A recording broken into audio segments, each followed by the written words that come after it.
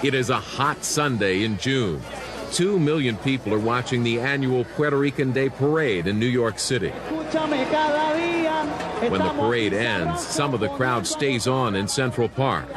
Once a place to be feared, it is now considered one of the safest urban parks in America. But on this Sunday, the crime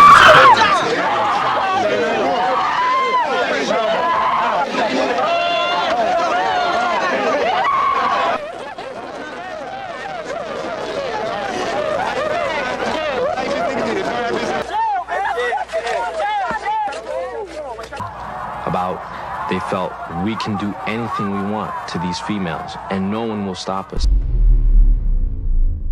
Ultimately, 18 men either pled guilty or were convicted in the attacks. But no one might have been caught if David Rivera and other bystanders hadn't been in Central Park that Sunday shooting with their video cameras. During last year's Puerto Rican Day Parade, Ortiz was acquitted of the sex abuse charges and the jury was hung on one charge, but he was convicted of rioting and assault. David Garcia was also convicted, but Juan Miranda walked free. Ortiz, who's traded three-piece suits for a prison jumpsuit, continues to claim his innocence.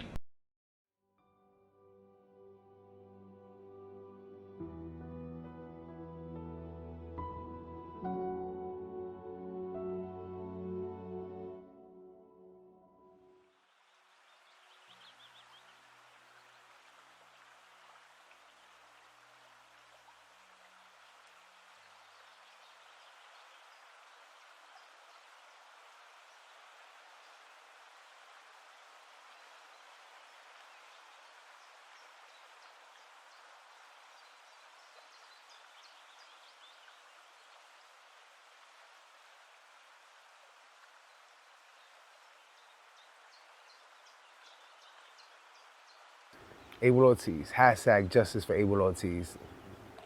I'm from the Bronx, Puerto Rican, New Yorican, Puerto Rican parents, 100%. So I'm pure breed, no matter what the Puerto Ricans over there in PR say, I'm 100% Puerto Rican. My parents are Puerto Rican, my grandparents are Puerto Rican. I just happen to be born in the Bronx. I was raised on Creston, one of the roughest, toughest neighborhoods in the history of this planet. It is the Bronx, so if it's the roughest, one of the roughest neighborhoods in the Bronx, in the planet. Yeah, I really go. Nah, before here, it's crazy. You grew here before me and him. That's what I was It's not easy. It's a lot of shoot people, you know, it's crazy. A lot of, you know, everything. Mm-hmm. Everything is a lot here before. Not now. Now it's nothing here. Like before. You fight every day. We fighting every fucking day. Yeah. Remember that? Yeah. I told him, I was just telling him this was crazy and, you know, that he was asking about the culture and I told him that this is predominant, like, mucho que están aquí son dominicanos. I was in a bunch of juvenile facilities from 12 to 18 years old. So I didn't get to go to school like everybody else did. I didn't get to see a graduation, nothing. I never had a prom or none of that. So that my education came from juvenile facilities. I was a little wild child. I had no discipline. I had nobody holding me down, no male figure. So I was running the streets of Creston and the streets basically raised me. And I had to deal with, you know, the things that come behind that. Juvenile facilities and whatnot, a bunch of arrests, a bunch of bull crap that I had to deal with as a juvenile. And then I saw the light. After so much times going back and forth in jail and asking God to help me, I saw the light and I started changing my ways. Cover all the things he lays hands on, Lord, and bless him in Jesus' name. Amen. All right? It's all good. Mama B. So it's in focus, right? Yeah. Okay, we go. You get to start? Yeah. Just to start, you could just start with your name, where you're from, and just to get to know about, you know, where you grew up.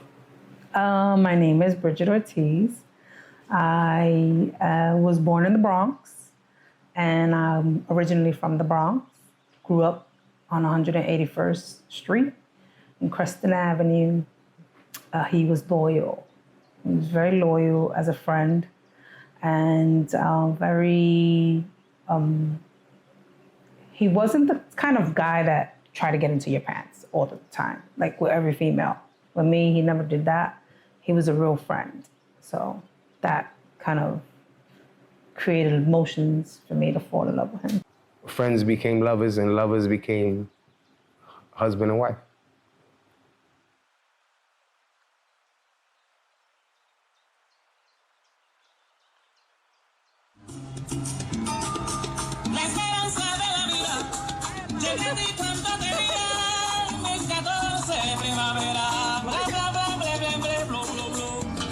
From the Boogie Down Bronx. Boricua to the fullest. You heard?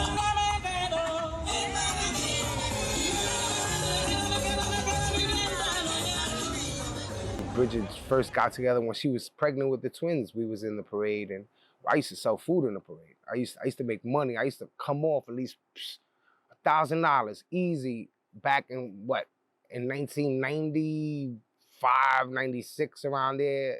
It was a great place for everybody to make money. You know, the people got the liquor shots, and some people got bud. I used to bring food, and we used to cook, and we used to sell out all the time. And we used to make a nice little chicken. After that, we go out and celebrate, you know. And yeah, you know, the pride was crazy.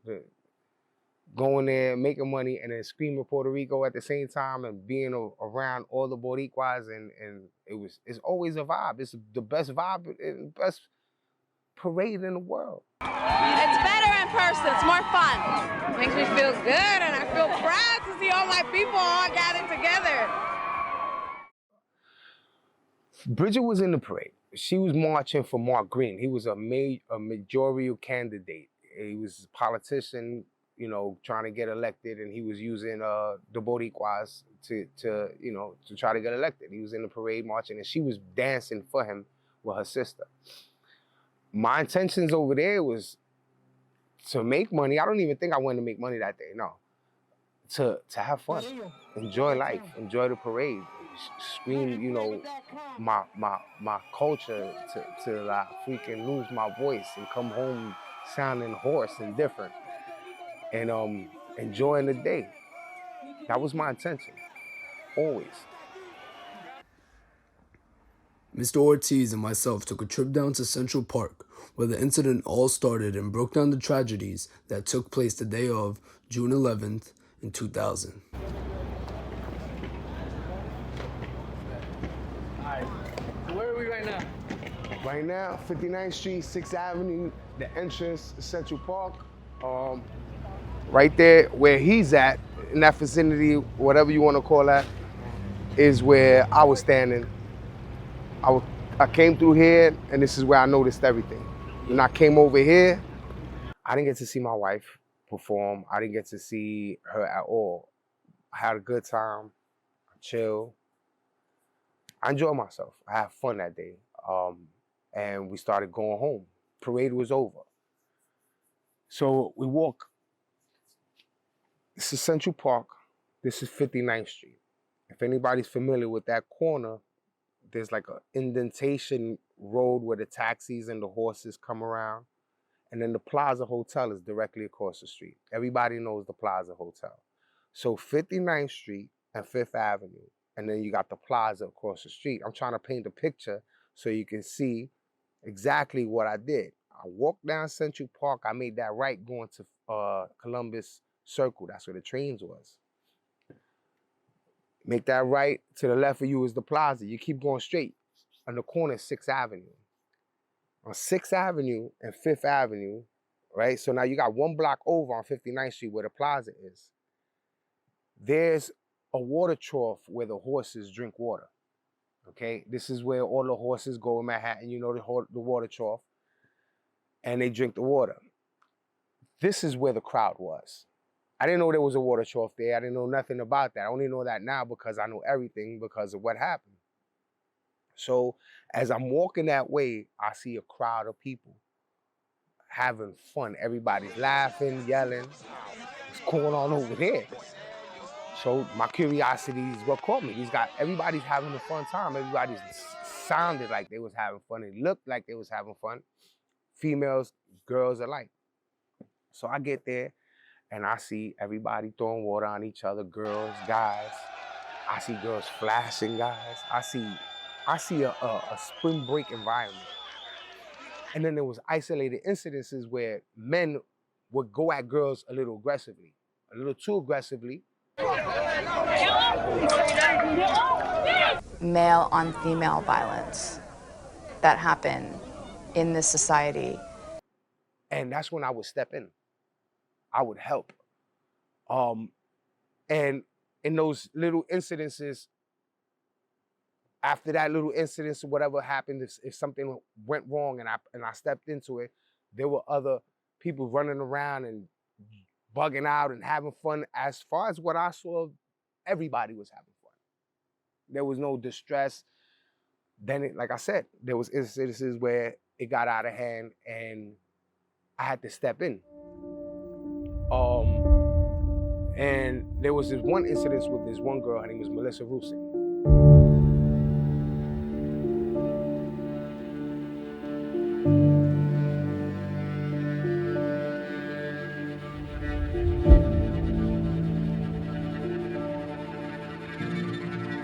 Okay, so as far as us remembering the footage, she came in with her friends coming from that way, right?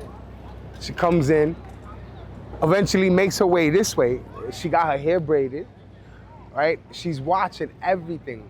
And as you can see, she's watching everything. She's with her friend Charles Rosario. And they literally are entertained. You can see it. I mean, all of us we was entertained of girls being wet, girls flashing. It's just the sad fact of the matter is that we was out here lusting and the girls was out there, you know, not helping the matter. So that fueled a lot of attention. And it also fueled her attention because you can see she's over here. And then she said to herself, obviously, I'm going up in there. And she wound up going up in there 4, 5 times. You seen that, it's on camera. So even the female, it was enticed enough to say, oh, I want to get in there. Yeah. Me, a male, I'm over here on the sidelines like, yo, this is crazy what's going on. Oh, this is crazy. Shocked, bugging out, you know, and okay.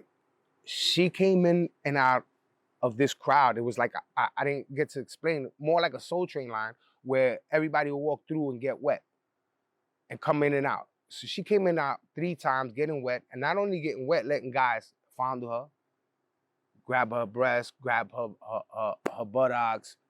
She leaves, she comes back and bring her friends in the crowd with her. All this is on camera. Everything that I'm explaining to you is on camera, and you know that already. You already know that. The audience doesn't know that, but everything I'm talking about is on camera. This girl comes in 3 times. She actually unbraided her hair after she got wet to look more sexier. She came in the crowd, you know, enticing. And the 3rd time, maybe it's the 4th time, I'm not quite sure. I should know this for a fact, but she was in and out so much that I think it's like the 4th time. Well, let's stay with the 3rd time, which supposedly is the last time. She got bum rushed by a bunch of men. And the men that bum rushed her, bum rushed me to get to her, okay? This is her 3rd time coming in or whatever, and I'm bugging out. Like, yo, these guys are crazy. I'm literally with a smile in my face like, yo, they beasting because they trying to get to her through me and pushing. Now, I'm holding back, and I'm holding this guy back, that guy back, and she's in front of me with her elbows like this, protecting herself with me and my body.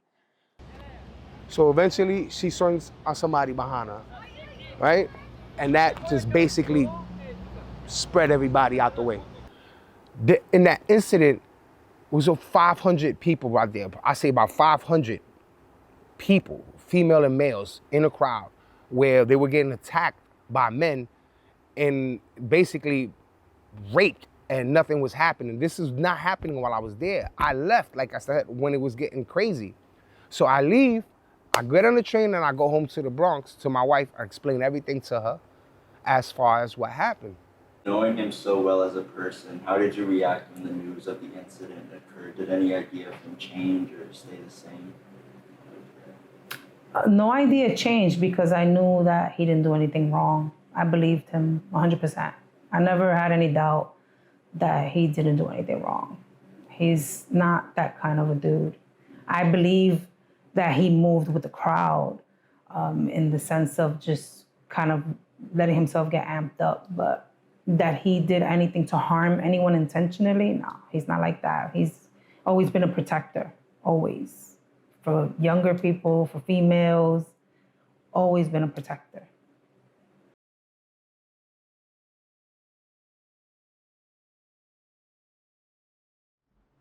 Were robbed, and all during broad daylight on a Sunday when the park was packed with people. Could bystanders have done more to help? And what about the police? Where were they? Tonight, Bob McEwen has the latest.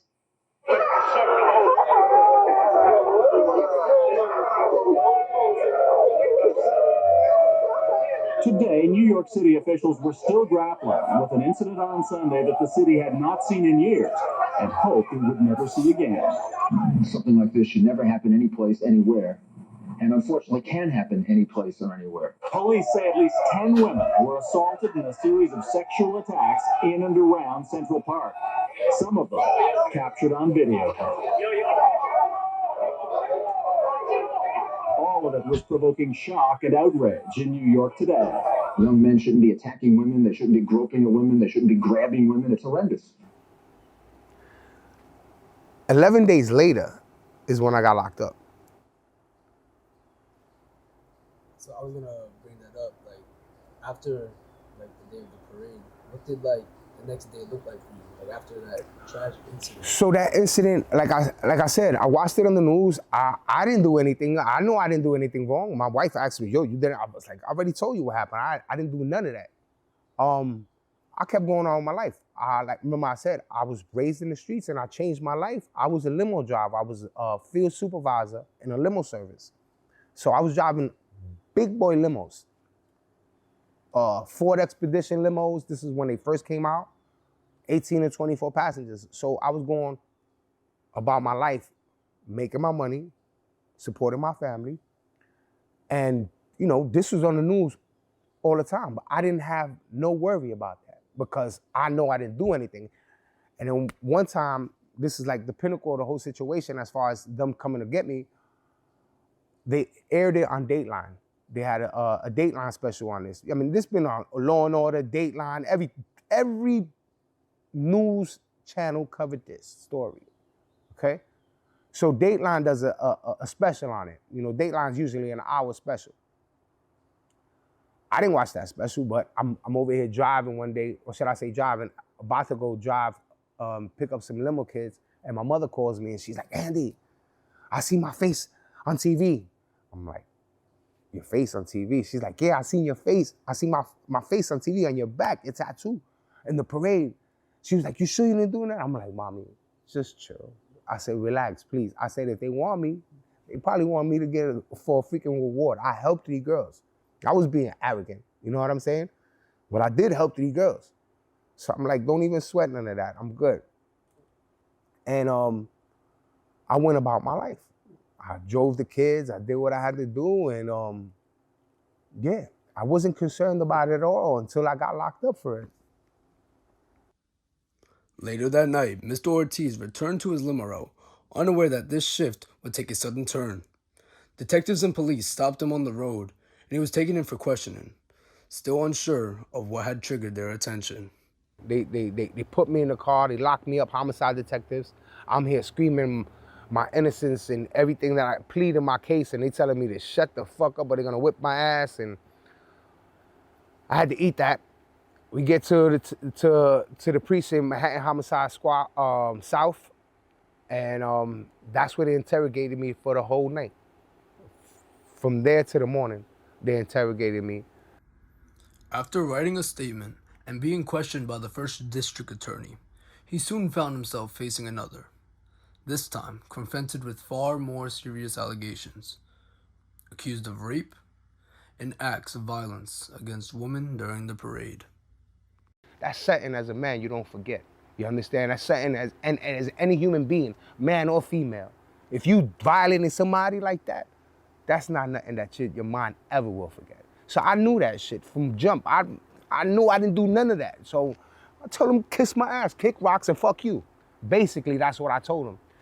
And you know, from there, they tossed me to two other cops, two other detectives. They was harassing me, asking me questions, trying to get me to confess to something I didn't do. All night long, they was tossing me from cops to cops to cops. And in the morning, it's morning time now, they take me to the district attorney's office. I go to the district attorney's office willingly. They sit me down in front of this district attorney. The detective is here, knocked out, falls out. I get the whole Miranda sheet written all over again by the district attorney. Everything. I sign. Do you want to talk? Sure. Let's go. I have nothing to hide. So she wheels in a TV monitor on wheels. The VCR tape and everything. I didn't know that she had this shit planned out. She presses play. She says, Abel, tell me, after explaining what I explained to her as far as what I did that day, she says, Abel, look at the monitor and tell me what you're doing here. So she shows me with Melissa Rusi, like this, with everybody around me. She shows me that video still of me and her and guys around us. For 3 seconds, she shows that little incident. I said about 3 seconds, and she stops. And I go, oh, shit. She stopped it. And she turned to him and said, book him. I call it the most evilest act of everything. She said, book him. That means right there is when I'm getting arrested. I was just detained. I was there for questioning. They wanted me to lie on myself, basically admit to something that I didn't do. They was trying to coerce me to do that all night. And right here was the perfect opportunity because they seen that I didn't know what I did at that moment. So they're like, book him.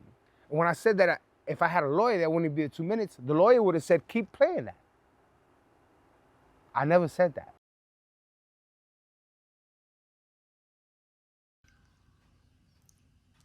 After hours of being questioned and being processed at the district attorney's office, Abel was introduced to his court-appointed attorney, Mr. Hamlin, who delivered the sobering news of the charges he faced and the uphill battle that lay ahead to secure bail.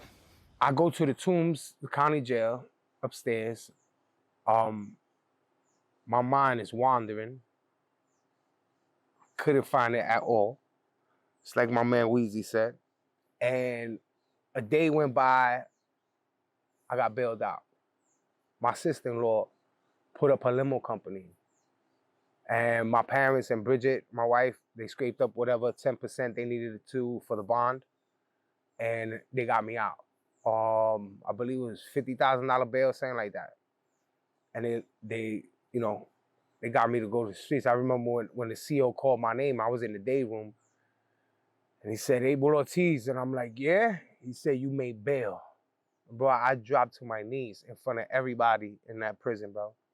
And just, thank you, Lord. I dropped. I said, get me out of here. So I went home, and that's when I got to, well, first of all, I went home and had to face my wife, my family, everybody. I had to face them. Like, I didn't do this. I didn't do this. Y'all gotta understand, I didn't do none of this. And I'm gonna prove it. And I always tell this part of the story is, one time I was in 181st and Crescent and I was drinking. And I remember I was on the phone and I was telling my wife, and we going through things. You know, we arguing, she don't know what to think. And I'm telling her, I don't know how I'm gonna prove this to you. I had no idea of how I'm gonna prove that I didn't do anything they're accusing me of, but I said, I'm gonna prove this. Home to my babies and look at their faces, and they're gonna ask me, Mommy, where's Daddy? Where's Daddy? And I don't know what to tell them. Honestly, they're 4 years old. They love their father. They adore him.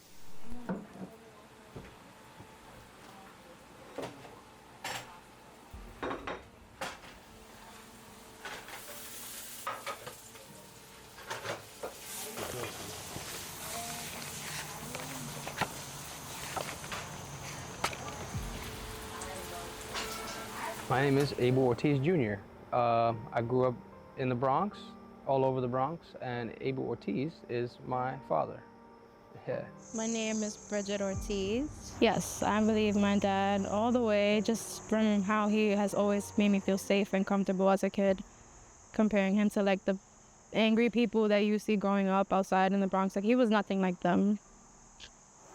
It kind of became a goal for us to get redemption for him as a family. Like, I remember being a young kid and him coming home and educating us on the case and what happened, and him having us work together to make our own documentary because he couldn't have no one else do it. There was never really family time but us. So it was very like lonely. My mom was always working. She had like 3 jobs. My brother was always playing video games. So I was very isolated. Like, I would play my parents' wedding song on repeat all the time. Like, I don't know, either that or just watch movies. So very to myself. Oh man, there's no real justice. And I mean, so I can't say, sometimes there's good and bad cops, but you know, sometimes people need a scapegoat, and they're quick to point fingers. And my dad happened to be in the wrong place at the wrong time, and that happens for a lot of people in the justice system, especially They here. originally brought me in for. Ortiz's attorney says the prosecutor was just looking for someone to hang. I think he was a scapegoat, yes. I think that there was no question that he was not involved in any of the attacks on these women. So during the course of me being out on bail and me talking to my attorney, he started to get the discovery from the district attorney's office, which is the tapes. Shout out to back in the days, VHS. So, you see how it has no signal? So you got all this and had to sit down and watch each tape one by one. Yeah. And then create your own defense. Exactly. 7 original tapes, which was 7 original videographers that was out there with their camcorders filming everything that was happening. Those tapes were confiscated by homicide, Manhattan Homicide, and they were acquired through the people that was there. They sold the tapes to ABC, NBC, Dateline. They sold the tapes for $9,000, $8,000, $5,000, $4,000. Some of the cops snatched the tapes up from the news. Some of them snatched them up from the people that was actually filming. And then in turn, the cops would give that to another news station. That's how all the videotapes circulated. When they gave it to my lawyer, they gave him over like 50 tapes out of 7. And the reason that being, I'll show you the box of tapes right there still, is to discourage me from looking for my evidence. All right, so you see how this is 14 minutes in? All right. I could never, ever just pop out a tape on 14 minutes. I had to watch the whole tape, because if I fast forward, right, about 20 minutes into the tape, I'll catch more footage. So this is how the district attorney scrambled it. I had to find my defense, find myself this way. It took time for us to even find me with him there, and we couldn't even find myself, so I had to do this every day. I had to put my wife through watching these attacks through these women every day, so I could find myself. And, you know, just imagine hearing men screaming, women screaming every day. She's listening to that. Me trying to find this. Even on her birthday, I'm looking to try to find, I'm obsessed, because I know I'm innocent.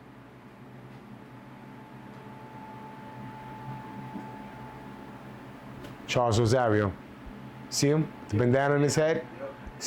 Pushing into the crowd, going into the crowd, something that I never did. And during this instance, where were you? Stationary on where I was standing before. I never left that area. I was by the gate. Look at him right here. She's on the floor. right? I'm never involved in a situation like this, ever. Not one time am I involved in any situation like this, all right? So if I see a girl in distress, I'm not having it. You know what I'm saying? I would never let that go down. I was there for when the girls was having fun, when they're laughing and bugging out. You see these girls? There's no fun in their face. I would never ever put myself in a position to see a female distressed and enjoy it. You understand? That's look at him. That's Charles right here. Female on the floor, right? This guy's there crowding the men that's groping her on the floor and reaching on the floor himself. Look, what are you doing? What are you doing reaching on the floor right there? What are you doing there? Not helping. Exactly. So this is why they hid him in trial. He was used to testify against me, but when the trial came, they didn't put him on. Out of all the footage you've seen in the past, is there any footage that really stood out to you that you felt like you should have delivered more for your dad's case? Yeah, there's footage of him literally holding people back, trying to help. I feel like that's not evidence for him. I don't know. You know what is. One day, I see the incident where the district attorney said, "What are you doing here?" I found the tape. The district attorney, the bookum part. And I said, "Oh shit, this is it." And I'm watching. As I'm watching and I see that the guys pushed me, they pushed her into me, everything like that. I'm like this, pushing the guys off of her. And this is what I explained to you guys earlier when she turned around and swung. But I didn't remember that in the district attorney's office when I said, "Oh shit." So this girl that I helped, they used that footage to book me and try to convince me that I did something to her. She lied, they know she lied. They perpetrated her lie by pushing it and booking me and trying to have me cop out to something that I never did. That's why I said that was the most evilest thing. They knew I was innocent. I'm watching this tape and I'm like, holy shit, I'm helping this girl. This is the girl that they locked me up for. I'm not only not violating her, I'm helping the girl that accused me, bro. Do you realize what's going on in my head? I got goosebumps right now, bro. Going through this story 80,000 times, I still get goosebumps. You see my hands, my man? I'm looking at the footage. So the DA had this footage. The detectives had this footage. They're trying to make me cop out and say I did a sexual abuse assault. They try to make me confess to something I didn't do. And they had the footage of me helping this female all this time. You understand? And they used that against me because I didn't have independent recollection of what took place at that moment when they showed me that video. They used my shock expression to incarcerate me.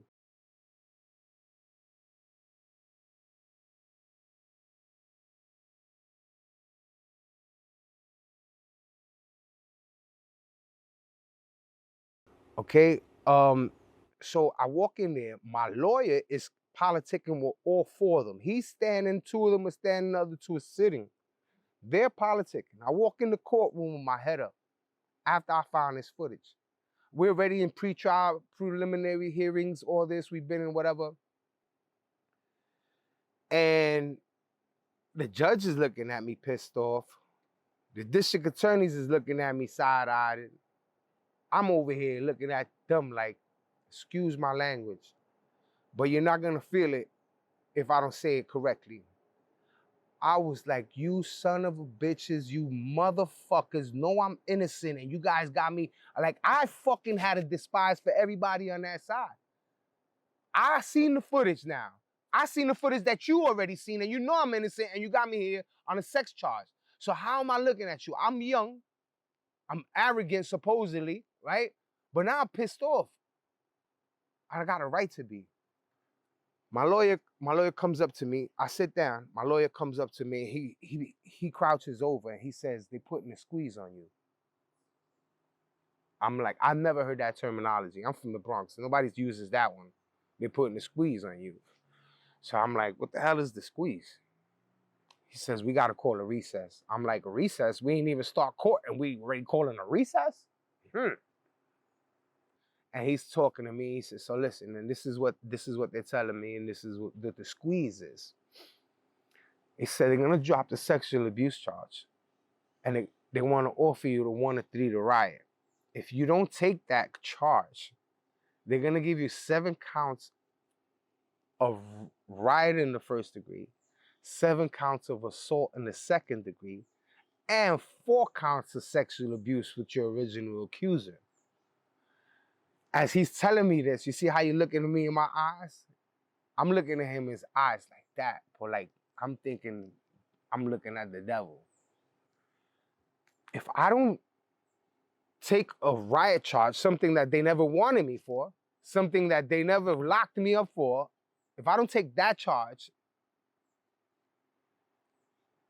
they're gonna give me 14 other counts with 7 different females and 4 different counts with the same female. I'm bugging out.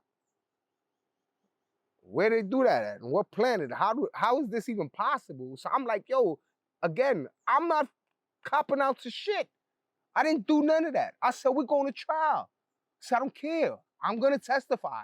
I don't care about my history, my past history, nothing. I didn't do this. I'm going to testify. We're going to go to trial. When we went back upstairs and they found out that I didn't take that cop-out deal, they was grilling me like crazy, and I was grilling them, the judge, the DAs, everything.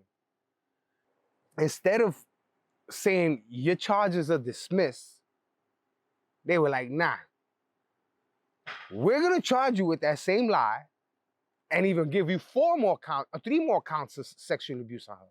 And that's what they did. They added 3 more charges with her, and 7 different females were rioting and assault in the 2nd degree. I'm on a mission. I can't believe I'm pushed to do this mission. So I already found her. I found that I helped her. Now I got 7 different females and they have their names written down and everything. So what they did was illegally amended the indictment. All right, let me explain to what amended means. When you amend an indictment, or so they have a charge on you and they're trying you with sexual abuse. This is your charge. They went to a grand jury, right? And the grand jury said you could charge them with that. Mind you, I never went to the grand jury. I was told by my lawyer not to go, which I should have went, okay? Again, bad legal representation, bad legal decisions, not knowing the law. So a grand jury's approximately 26 jurors who say, yes, you can try him on that. They're not finding you guilty on anything. They're just saying you can take him to trial on that. That's what a grand jury does. So they did that. They took me to trial on 1 count of sexual abuse. What they did was illegally amended the indictment by adding 7 different females on my indictment without going back to a grand jury and saying we're also trying him with this. Okay, so I got my illegal indictment now, amended. So I got 7 different females. I got to research and go and look through in the cameras again, in the videotapes. I'm no choice but to go back every day and look at these attacks again and again and again and again. 7 different females. Now, how am I going to look at these faces? How am I going to know who these people are? Guess what? I started matching the face to the names. Their complaints, their reports. I started matching every female, and I started finding 1 by 1 of the girls that I was charged for in this illegal indictment. And as I'm finding each and every female, I'm looking at the time. Back in the days, it's not like now where you don't see the time on the camera. My time with the camcorders, you got time, date, stamp, year, everything. By the second, you see everything. So all these videotapes has the time on it. And the girls that's being attacked that I'm charged for 1 by 1, I'm looking, I'm not even there.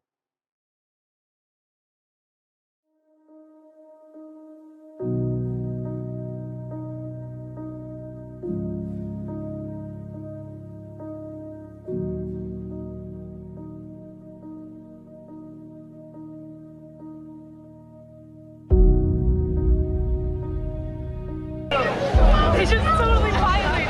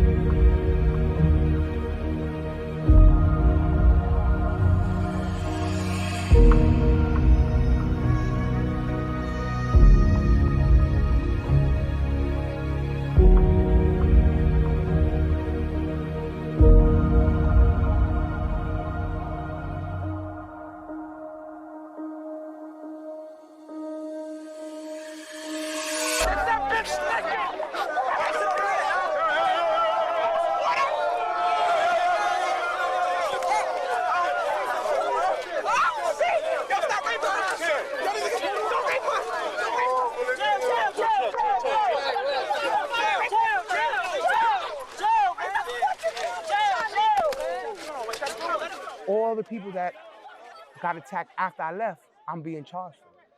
Not all, but 7 different females that got attacked really bad. Okay? None of those females that they got on the stand and said I did anything to them. Ironically, the girl that lied on me got on the stand. I had to go up in front of the podium to my lawyer, question her. I was the lawyer that day. I'm behind the podium telling the technician, rewind, fast forward, play, bang. Because he wasn't doing the job. The district attorney wasn't letting him, and the technician was all in with the district attorney and the judge. They were all in cahoots, and they conspired to lock me up. All right? Knowing that they lied, knowing the situation, knowing I'm not there for these females, and they putting me through this. So I go up there. The girl's father is in the courtroom. I walk back to my seat after I exposed everything. He drops his head after grilling me when I came in. The father's embarrassed because I showed what his daughter did, and I showed that she lied, and I showed the jury, and I showed everybody. They questioned me when I got on the stand on laughing and clapping. Correct? Yes. Through the whole thing, you were clapping, you were laughing. And I reached out at one time, and I reached over to a girl, and I grabbed her shoulder, right? That's when I admitted I got into the crowd mentality. That's when I admitted I was there for the fun and games, but I wasn't there for the attacking. The girl that I grabbed, she was smiling in her face. She had a smile. Girls were laughing and clapping and bugging out there too. I thought we had it in the bag because the law is a riot in the first degree. Simultaneously, with 10 or more other people, you commit a violent and tumultuous crime. So by law, I have to be there for that person's attack. You understand? So this is where the district attorney and the judge run into a big old conundrum because the law states I have to be there. The judge, during his charge to the jury, told the jury that I don't have to be there to be found guilty of what happened after I left. This is the other evil part. They got into cahoots to give a false charge to the jury. That's not the law. Specifically says riot in the first degree, you have to be there simultaneously. He's telling them you don't have to be there. If you believe his earlier actions fueled the flame of whatever happened, you can find him guilty. That's bullshit. The law states I have to be there. And if I did fuel any flame, then you have to charge me and find me guilty of an act of that. I was found not guilty of Melissa Roosing, the original charge, okay? And I was found guilty of these 7 females by way of that manipulating false charge to the jury. He told the jury I don't have to be there. Now, because of my earlier convictions, because of my arrogance in trial, because I was laughing and clapping on that day, and because over 40 females testified as to what happened, that jury put the blame on me. And they came back with a guilty verdict for those 7 different females. They came back with a not guilty verdict for Vanessa Rusin. As for Abel Ortiz, another Bronx man, he has been found guilty on all 7 counts. 7 counts of rioting, 7 counts of assault, and was found not guilty of 3 counts of sexual abuse. How am I going to tell my kids that daddy's not coming home for a while? These jury members, they must have had it in their head that he was guilty from the get before they even watched. They didn't view all the tapes. They just viewed what the prosecution gave Exclusive them. interview, Abel Ortiz spoke to Glenn Thompson. Are you giving up hope at this point? I feel his hope. I got God on my side. You know? He's doing this to me for a reason.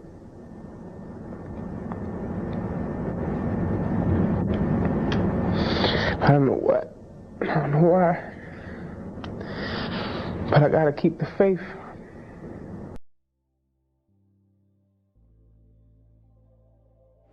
Is there anything that you want to tell the audience after watching this documentary? What I want to tell your audience, a whole lot. There's a bunch of things I want to tell the audience, and the main thing is the purpose of this documentary, of this interview, is to get me exonerated. I'm trying to get exonerated. I've been fighting for 25 years since they locked me up of a false accusation. Only the people can help me. And this is what I've been pleading to the people. Did you remember the beginning of the case? The people was who pressured the police, the district attorneys, the commissioner, the mayor, and everybody to get these perpetrators. Public outcry is a big thing. You understand? That's why protests are made. When you got the people behind you, there's voices that need to be heard, and there's a demand on that. You know, that's why they have voting systems. That's, you know, for the people to be heard. I need your audience, I need everybody to help me be heard. Justice for Abel. Justice for Abel. Justice for Abel Ortiz. Justice for Abel Ortiz. Justice for Abel Ortiz Sr. Justice for Abel Ortiz.